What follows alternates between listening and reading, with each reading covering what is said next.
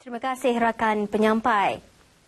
Selepas beberapa hari pengasingan sisa pepejal dari punca di 7 buah negeri dimulakan 1 September lepas, orang ramai semakin bersetuju dengan pelaksanaan sistem tersebut. Malah tindakan tidak mengenakan kompaun kepada pemilik premis yang engkar sepanjang tempoh permulaan ini sebelum Jun tahun depan memberi peluang pendidikan dan pendedahan kepada orang awam berhubung sistem berkenaan. Pelaksanaan sistem ini dapat mendidik dan menyediakan masyarakat dengan kaedah pelupusan sampah yang terbaik menjelang tahun 2020. Pengasingan sisa pepejal ni adalah sesuatu yang sangat baiklah sebab dia akan menyebabkan, dia akan membawakan satu yang bersistem. Satu pengasingan bersistem, maknanya yang pepejal, maknanya yang basah, yang kering, supaya mudah untuk proses pelupusan. Sistem pepejal tu, kalau sebenarnya dia baik untuk ekosistem kita. Kalau kita dapat asingkan yang mana yang bahan yang susah untuk kita recycle dengan bahan yang senang untuk recycle. Yang kita boleh recycle tu kita boleh buat jadi tenaga semula jadi. Dan juga menjadi bahan baja untuk pokok-pokok semua. Dengan adanya pengasingan sisa pepejal ini, secara tidak langsung ia mendidik kita untuk menjadi lebih berdisiplin, menjaga alam sekitar, terutamanya dengan apabila kita mengasingkan bahan-bahan buangan seperti plastik, tin-tin kosong, bahan-bahan makanan. Jadi benda-benda itu bila terasing, jadi dia akan lebih menjamin untuk kesejahteraan bandar kita lah dan tempat tinggal kita. Sementara itu, Esko Kesejahteraan Bandar, Perumahan dan Kerajaan Tempatan, Datuk Jalaluddin Alias menambah, pendekatan baharu ini juga berupaya menjimatkan sehingga 40% kapasiti di 6 tapak pusat pelupusan sampah di negeri ini. Memberi peluang kepada generasi muda serta orang ramai mengenali muzik klasik tradisional Eropah menjadi antara objektif utama konsert The Third Euro-Asia Youth Music Festival.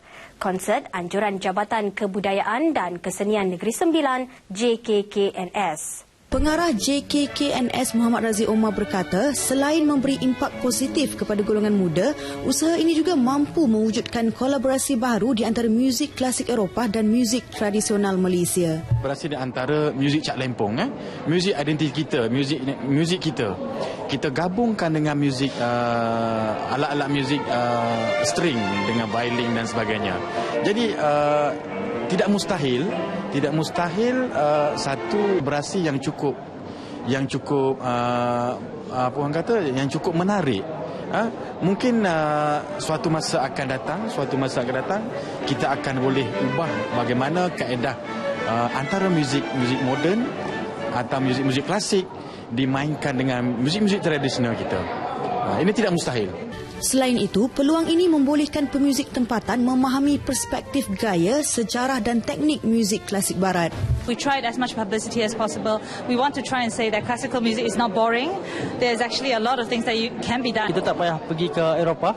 Kita lihat sendiri dengan mata kita macam mana konsert orkestra yang dimainkan memang rugi kalau memang tak dapat. Ini memang peluang yang terbaiklah bagi saya dapat lihat. The level of talent in Malaysia and here through Eurasia is stunning, right? I mean, I grew up in the UK, and I have to say, like I've seen youth performances around the world, and this is up there with the top of them. So the fact that you guys have this amazing level of talent, such a local level as well, is incredible.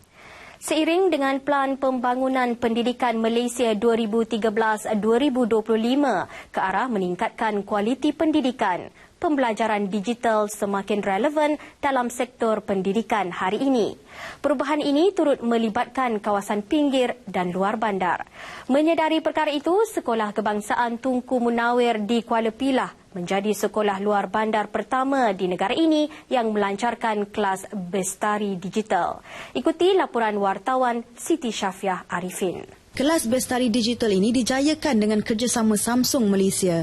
Ia juga bertujuan membolehkan pelajar memanfaatkan sumber rangkaian teknologi yang lebih luas dengan membuka peluang untuk melibatkan diri bersama guru dan rakan-rakan. Dan saya tanya tadi pun pelajar-pelajar kebanyakannya dia ada kemudahan internet kat rumah. Jadi dia boleh sambung, tak ada masalah. Dan cikgu boleh, as long as dia gunakan aplikasi yang ada dalam tab itu, cikgu boleh pantau di rumah pun apa yang dia belajar, apa latihan dia dah buat.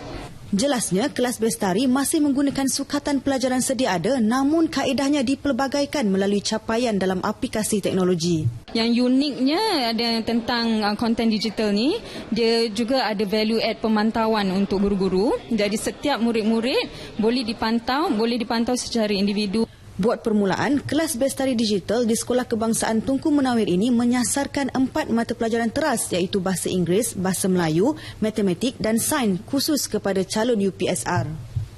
Saya rasa lebih best, seronok, lebih mudah untuk faham. Dapat boleh dengar. Dapat tengok video. Seronok terjun jugalah. Dapat belajar guna internet lah. Dapat mengetahui banyak perkara. Buku teks macam dia banyak tulis lah. Kalau tab pula dia banyak keluarkan maklumat. Lain lah dengan baca buku kan boring. Jadi bila baca itu ni lebih menarik lah. Jadi video, lepas tu kita boleh buat latihan banyak. Dia bantulah saya nak dapat A dalam UPSR. Pembukaan kelas Bestari Samsung ini menjadi salah satu inovasi terbaru dalam bidang pendidikan melalui pembelajaran digital sekaligus dapat menarik minat pelajar khususnya di sekolah rendah untuk menimba ilmu dengan lebih komited dan juga efisien. Safia Arifin untuk RTM. Sekian paparan dari Negeri Sembilan. Kembali bersama rakan penyampai di Angkasa Puri. Assalamualaikum dan salam sehati sejiwa.